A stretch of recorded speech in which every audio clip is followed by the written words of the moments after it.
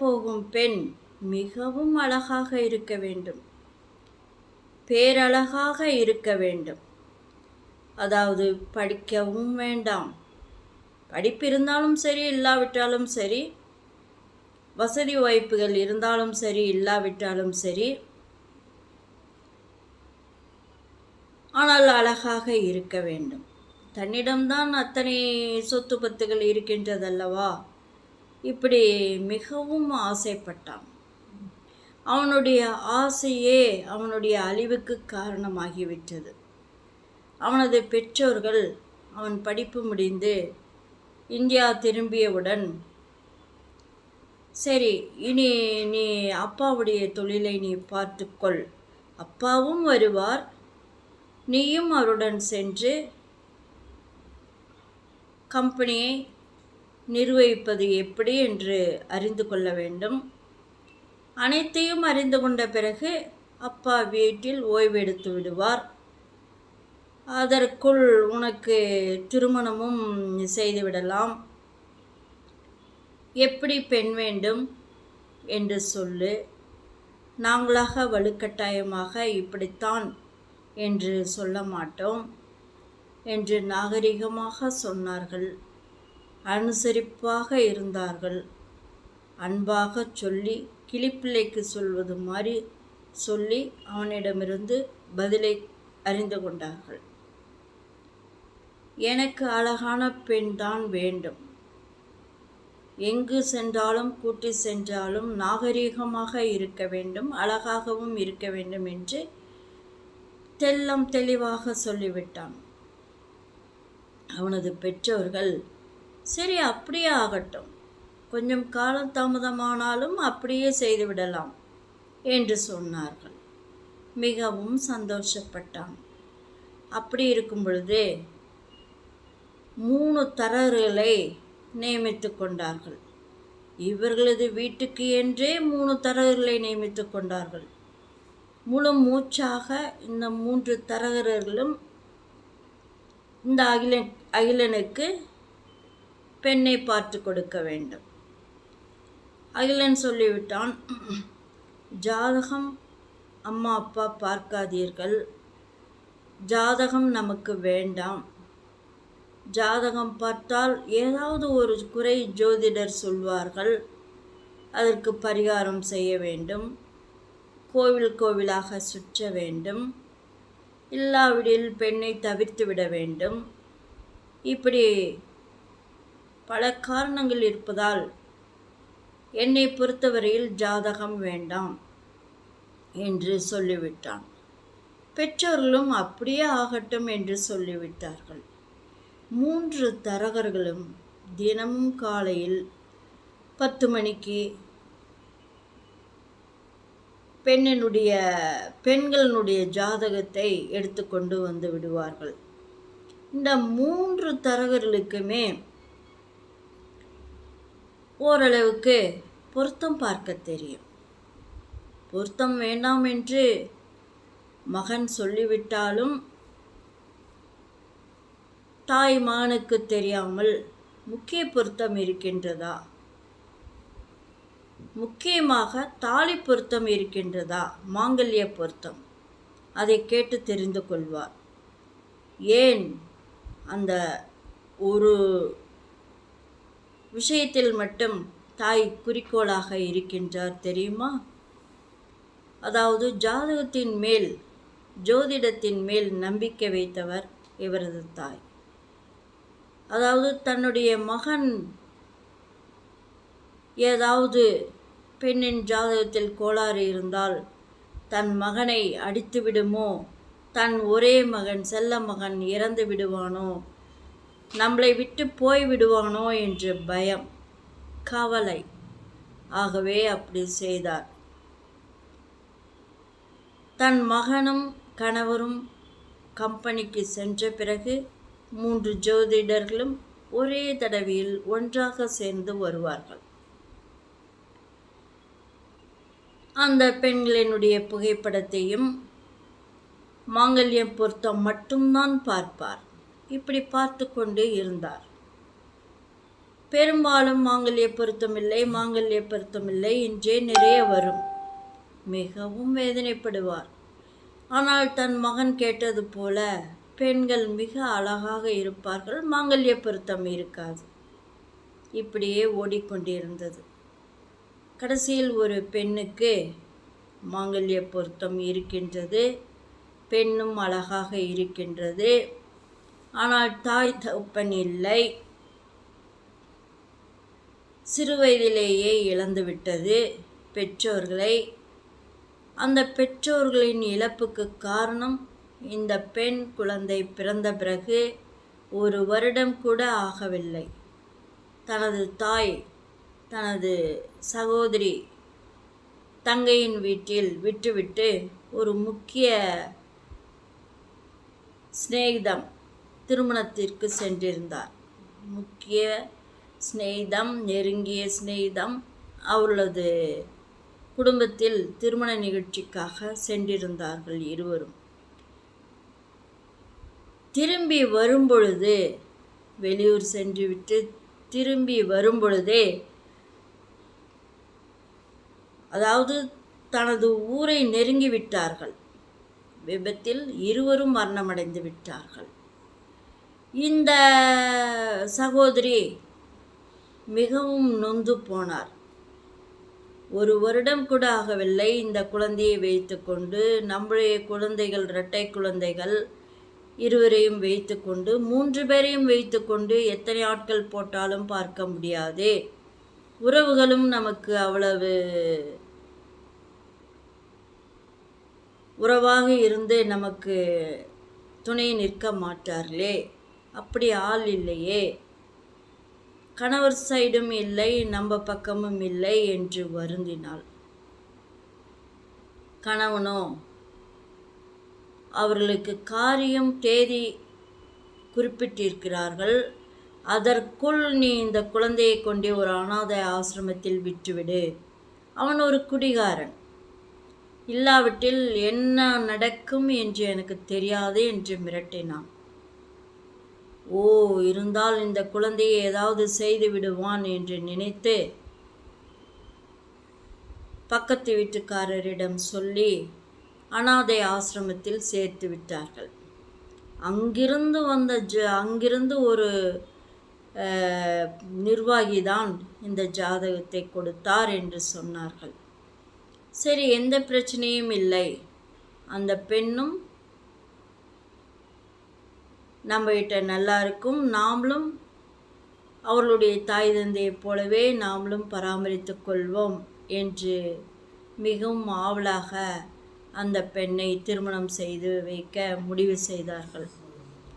மகன் அகிலனும் வந்து பார்த்துவிட்டு மிகவும் பிடித்திருக்கிறது, பாவம், நம்ம வீட்டில் இருக்கட்டும், வசதி வாய்ப்போடு இருக்கட்டும், நாம் எல்லாம் அந்த பெண்ணுக்கு அனுசரணையாக இருப்போம் என்று மூவரும் முடிவு செய்தார்கள்.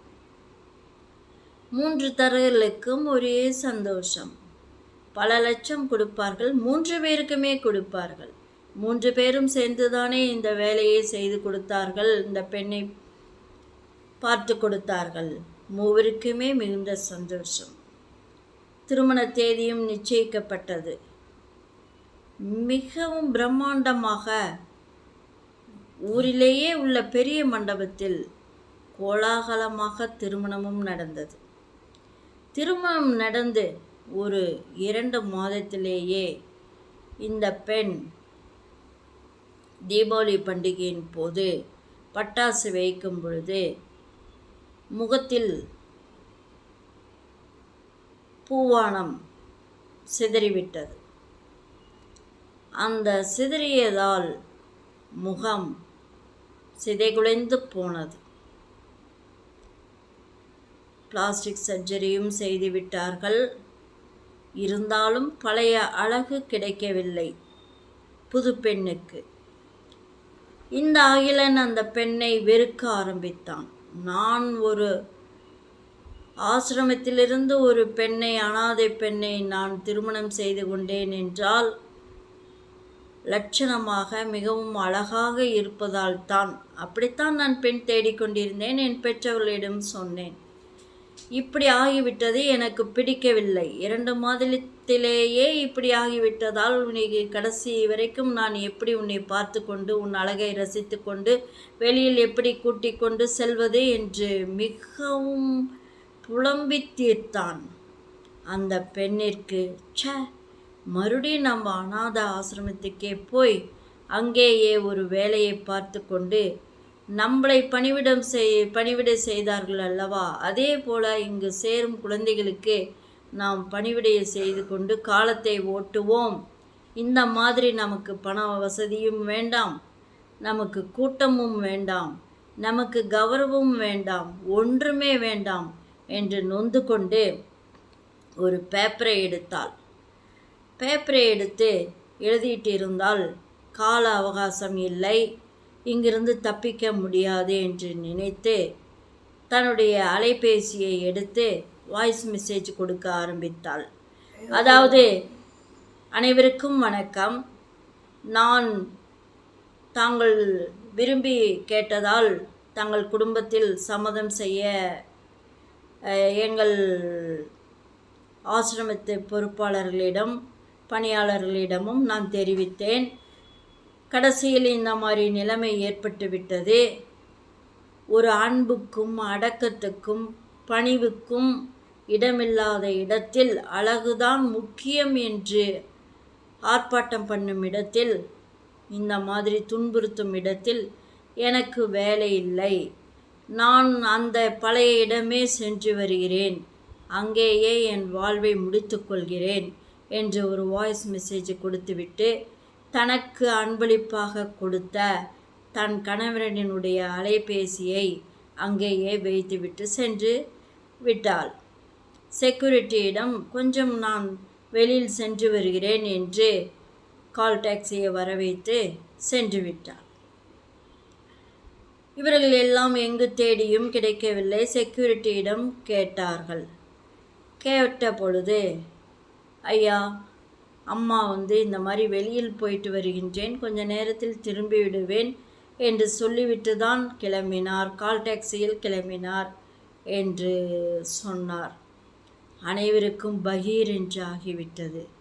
ஏதாவது கேவலம் ஏற்பட்டு விடுமே என்று தொழிலதிபர் அவங்க மனைவி மிகவும் பயந்தார்கள். இது எங்காவது காவல் நிலையம் சென்று விட்டதா என்று கவலைப்பட்டார்கள். கடைசியில் அலைபேசியே இருக்கின்றதா என்று சோதித்து பார்த்தார்கள். அலைபேசி இருந்தது. அலைபேசியில்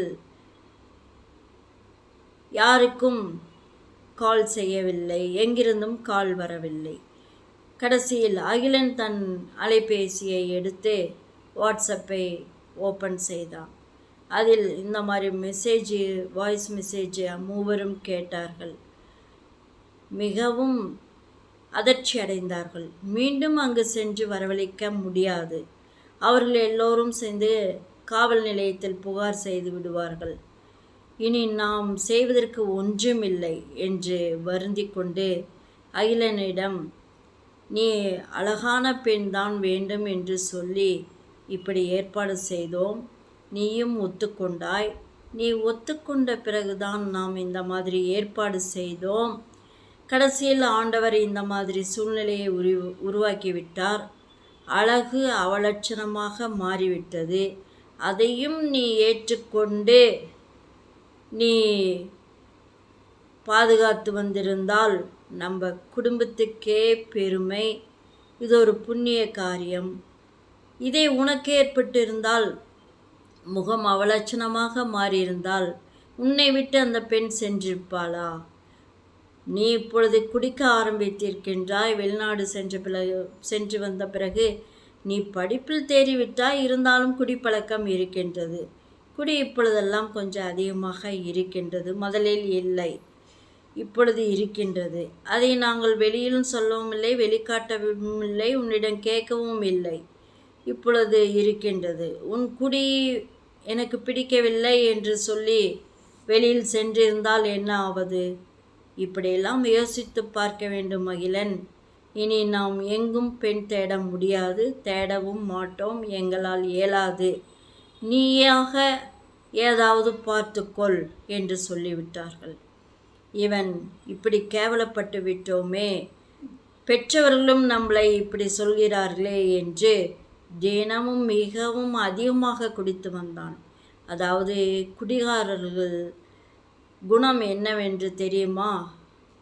குடிகாரர்கள் குடித்துவிட்டு உளறுவதில்லை. தான் இன்று இன்னன்னாரை இன்னென்ன கேள்விகள் கேட்க வேண்டும், அந்த கேள்விகளை கேட்க வெட்கமும் இருக்கக்கூடாது, பயமும் இருக்கக்கூடாது, கூச்சமும் இருக்கக்கூடாது. ஐம்புலன்களை அடக்க வேண்டிய அவசியம் இல்லை குடிகாரர்களுக்கு. ஐம்புலன்களையும் அடக்காமல் கண்டபடி மனதுக்கு வந்ததை கேள்விகள் யார் யாரை கேட்க வேண்டுமோ அவர்களிடம் கேள்வி கேட்பதை துணிந்து கேட்பார்கள். ஏன் தெரியுமா? அந்த நேரத்தில் நமக்கு அசிங்கம் எதற்கு? நமக்கு குடிகாரனோடு பிரச்சனை எதற்கு? குடிகாரனோடு பிரச்சனை செய்தால் பெரிதாகிவிடும் அல்லவா? அக்கம் பக்கம் கேவலமாகி விடும் அல்லவா? இல்லை அவனுக்கே அது கஷ்டத்தை கொடுத்து விடும் அல்லவா? அவனை யாரும் திரும்பி கூட பார்க்க மாட்டார்கள். கோபத்தில் அவனை தள்ளிவிட்டால் கூட அவன் குடிகாரன்கள் கீழே விழுந்து உயிருக்கு ஆபத்தாகிவிடும். இப்படியெல்லாம் இருக்கின்றது. அதனால் யாரும் எதுவும் பேச மாட்டார்கள் என்று நினைத்து இவன் மிகவும் அதிகமாக குடித்து வந்தான். பெற்றவர்களை தினமும் கேள்வி மேல் கேட்டு வந்தான். கேள்வி ஏன் நான் இப்படி கேட்டால் நீங்கள் எனக்கு மறுபதில் கொடுத்து இப்படி அழகை பார்ப்பதை விட ஏதாவது பொருத்தம், ஏதாவது என்ன பிடிச்சதுன்னு சொல்லியிருக்க கூடாதா? நான் எது சொன்னாலும் சரி சரி என்று சொன்னீர்கள் அப்படி என்று திருப்பி விட்டான். பேச்சுவார்த்தைகளை, நடந்த சம்பவங்களை திருப்பி விட்டான். பெற்றவர்கள் இருவரும் பேசவில்லை. அவன் சென்ற பிறகு பேசிக்கொண்டார்கள். நமக்கு இந்த சொத்தும் வேண்டாம், சொந்தமும் வேண்டாம், இவனும் வேண்டாம். இந்த மாதிரி இந்த வயதான காலத்தில் துன்பப்பட்டு நோய்களை ஏற்றிக்கொண்டு கவலைகளை ஏற்றிக்கொண்டு நமக்கு பணிவிடை செய்ய ஆட்கள் இல்லாமல் வேலையாட்களையே நாம் நம்பிக்கொண்டு இருக்க முடியாது. ஆட்கள் இல்லாமல் நாம் மடிவதை விட அந்த பெண் மாதிரி நாமும் எங்காவது ஒரு ஹோம் பார்த்து சென்று விடுவோம். 3ஆக பிரித்து விடுவோம் சொத்தை. கம்பெனியை அவனே பார்த்து கொள்ளட்டும். வச்சு பிழைத்தாலும் சரி, வைத்து அழித்தாலும் சரி, என்ன செய்தாலும் சரி, அவன் பிரியம். இருக்கிற சொத்து பத்துக்களை 3ஆக பிரித்து விடுவோம், மனைவியிடம் சொன்னார்.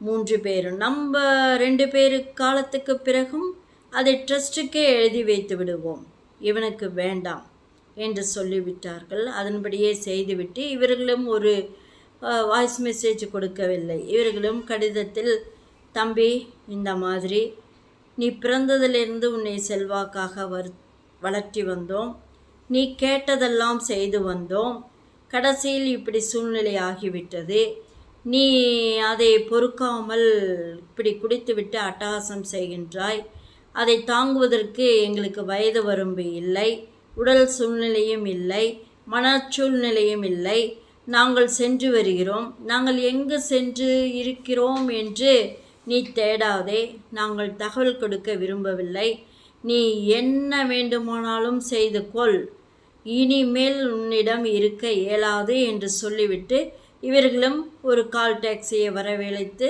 சென்று விட்டார்கள். வீட்டில் 4 கார் இருக்கின்றது. எல்லாம் விலை உயர்ந்த கார்கள், வெளிநாட்டு கார் கூட உட்பட இருக்கின்றது. இருந்தாலும் 2 பேரும் கால் டாக்ஸியில் செக்யூரிட்டியிடம் சொல்லிவிட்டு சென்று விட்டார்கள்.